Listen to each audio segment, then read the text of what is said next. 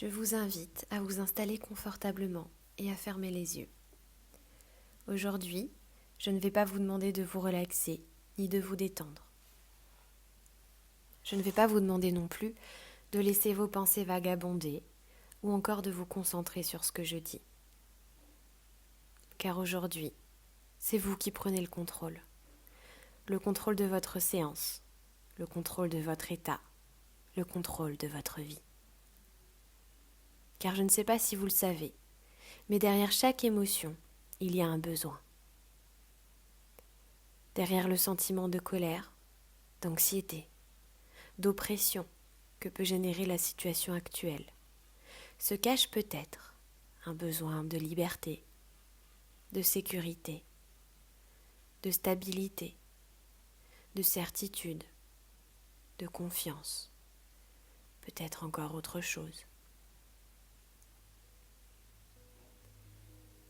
Et avec la même facilité que vous vous créez des sentiments qui sont tout sauf positifs, qui entament votre bonne humeur et votre joie de vivre, vous êtes en mesure de combler vos besoins d'une autre manière, de mettre en œuvre toute votre créativité afin de vous évader, de vous rassurer, de prendre confiance en vous, de vous stabiliser, de vous alléger, comme une graine plantée qui a besoin de ce temps entre parenthèses afin de rassembler l'énergie nécessaire, la force et la sécurité afin d'ancrer ses racines profondément avant d'éclore au monde, de soulever la terre qui repose sur elle et de goûter aux rayons du soleil, de germer avant de s'élever, de se renforcer avant de toucher le ciel, de se relaxer avant de sortir ses ailes, de s'évader pour atteindre l'arc-en-ciel. Se voir rester à la maison, ne pas bouger, ne pas pouvoir voir ses amis et se laisser complètement envahir par toutes les émotions liées à ses décisions. C'est comme se persuader que nous ne sommes que des êtres physiques. Or, vous comme moi, savons que nous sommes beaucoup plus que ça. Car qu'est-ce qui permet à notre corps de se mettre en mouvement, à nos jambes de marcher, de courir? C'est bien notre cerveau. Et ce cerveau, il est magique, capable de nous faire nous évader bien avant de nous mettre en mouvement. Nos pensées nous permettent de nous évader parfois bien plus loin que là où nos jambes peuvent nous porter. Cela me fait penser à l'histoire de cet arbre dans cette forêt luxuriante. Il abrite plein d'animaux et souvent, les oiseaux lui content leurs aventures incroyables. Les paysages qu'ils survolent, les couleurs changeantes selon les saisons, les villes, les villages, les champs et les forêts qu'ils connaissent maintenant par cœur, les rivières, les lacs, les mers et les océans qu'ils parcourent aisément. Et cet arbre, avec tous ses récits, il n'a qu'une envie, c'est de voyager. Mais ses racines, si profondément ancrées, l'empêchent de bouger la moindre écorce. Il tente tant bien que mal de se balancer d'avant en arrière, de gauche à droite, tant et si bien que certaines de ses feuilles, situées tout en haut à sa cime, s'envolent dans le vent. Cela lui donne une idée. Si lui ne peut pas se déplacer, il va laisser s'envoler ses feuilles, comme des pensées, comme des promesses au vent. Si lui ne peut pas bouger, ses feuilles vont le faire. Il laisse alors chacune d'elles prendre leur envol et le mener à travers elles dans des endroits incroyables. Ses feuilles lui font découvrir d'autres forêts, d'autres arbres, tous magnifiques et majestueux. Elles survolent des paysages fantastiques et magiques et le font voyager loin, si loin, qu'il a sincèrement l'impression d'être ailleurs. Et ça lui convient bien comme ça. Après quelques jours, Il remarque qu'à la place, laissée par ses feuilles envolées, de toutes petites pousses de nouvelles feuilles qui éclosent. Il se rend compte alors que de nouvelles vont pousser, grandir et qu'à nouveau, il pourra les laisser s'envoler afin de vivre 1000 aventures, tout en restant fièrement, majestueusement dans cette forêt bienveillante. Je ne sais pas ce que cet arbre est devenu. Ce que je sais, c'est que depuis, à chaque automne, de nombreux arbres laissent leurs feuilles s'envoler, telles des pensées qui planent dans les courants plus frais et plus chauds, afin de découvrir à travers elles 1000 paysages et de vivre 1000 aventures. C'est un peu comme cet enfant, obligé de rester chez lui, à cause de la météo. En effet, il vivait en Amérique et, comme vous le savez, il y a des régions qui sont plus ou moins sujettes aux ouragans. Et il se préparait justement à l'arrivée d'un ouragan. Il est donc rentré chez lui avec ses parents, dans leur maison.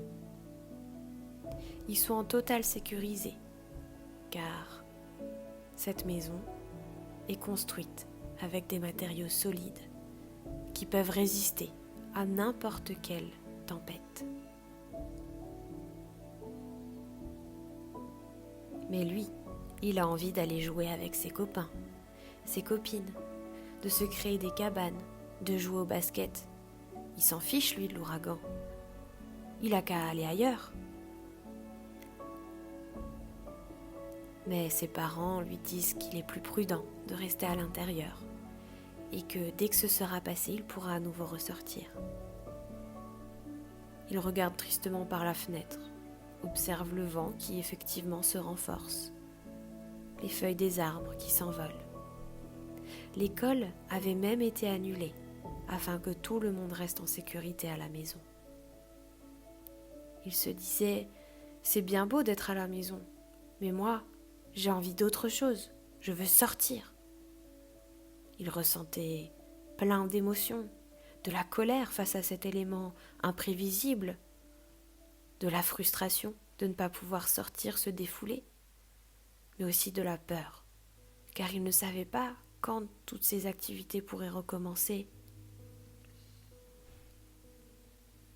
Sa maman l'invite alors à exprimer sa colère et ses émotions en peinture.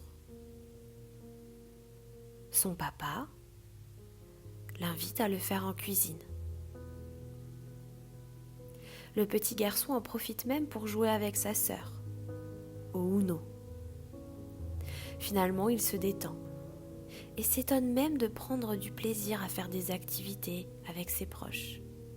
C'est vrai que, quand on y pense, ça faisait plusieurs années qu'il n'avait pas tenu un pinceau entre ses doigts. Avec son papa, il a même appris à faire du pain. Il était bien fier. Ça faisait longtemps aussi qu'il n'avait pas autant rigolé.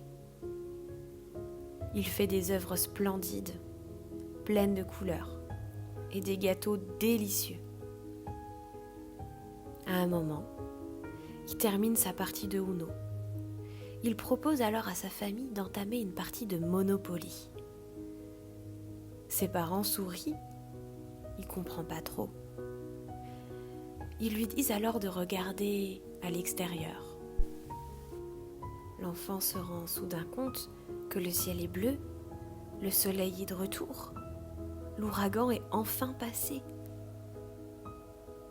C'est génial, il dit, mais maintenant que j'ai dans l'idée de faire une partie de Monopoly, je préfère quand même qu'on fasse tous ensemble cette partie. Ils jouent alors, tous ensemble. Il paraît même qu'il a gagné.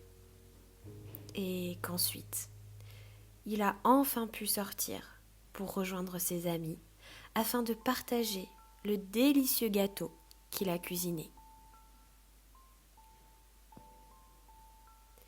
Ça me fait penser à cette histoire de Camille, qui était une petite chenille toute mignonne. Elle vivait dans une forêt magique, incroyable, luxuriante et magnifique. Elle passait ses journées à admirer cette nature qui l'entourait, à se délecter de ses couleurs. Elle avait de nombreux amis. Mais un jour, elle ne se sent plus très bien. Elle va voir Lubin, le lapin médecin. Il lui explique qu'elle a besoin de repos, de temps pour elle. Il lui propose alors de se créer un endroit douillet dans lequel elle pourra se reposer et se ressourcer. Elle rentre, ramasse toutes les choses douillettes, douces qu'elle trouve, comme de la mousse, du coton, des couvertures bien chaudes et moelleuses, même un bout de nuage. Elle se crée son coin douillet et elle se réjouit même de pouvoir y entrer. Quand elle est enfin à l'intérieur, elle se sent instantanément mieux. Elle prend du temps pour méditer, pour réfléchir, pour dormir. Elle prend des douches chaudes et relaxantes. Elle crée, elle se fait de bons petits plats. Elle se rend compte qu'elle est si bien que contrairement à ce qu'elle pensait, elle parvient à s'occuper seule. Elle est aussi très fatiguée. Elle dort beaucoup et ça lui permet de se ressourcer. Lorsqu'au bout d'un certain temps, elle se réveille, elle sent que quelque chose a changé. Elle se sent différente, apaisée, ressourcée. C'est comme si toutes ses batteries étaient rechargées. C'est comme si son cerveau avait à nouveau le loisir de carburer à 1000% et lui envoyait tout plein d'idées, d'envies, de projets. Elle n'a qu'une envie après ce temps de pause où elle a pu prendre soin d'elle et se ressourcer, c'est de sortir.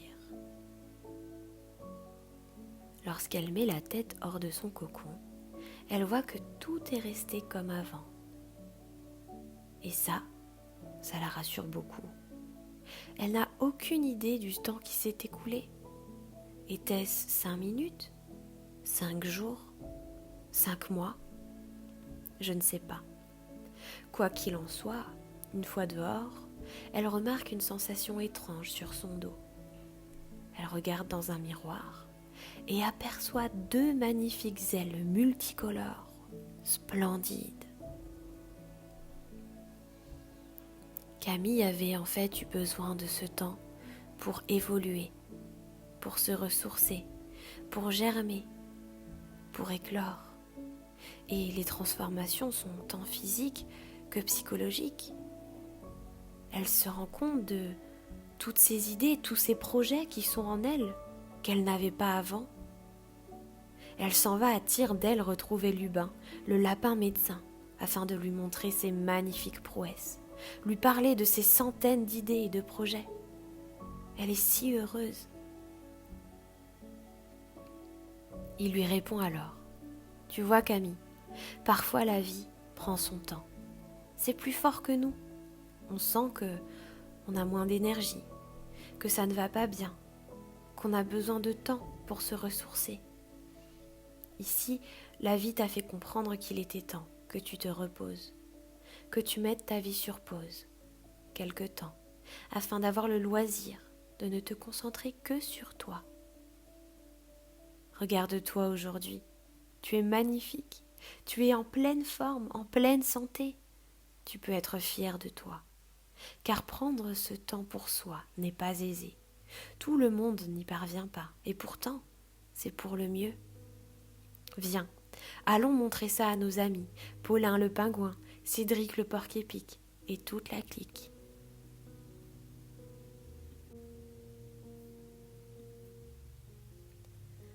Il est vrai que, malgré les éléments, nous gardons toujours le contrôle et notre libre arbitre. Libre à nous de faire de cette période ce qu'on décide d'en faire.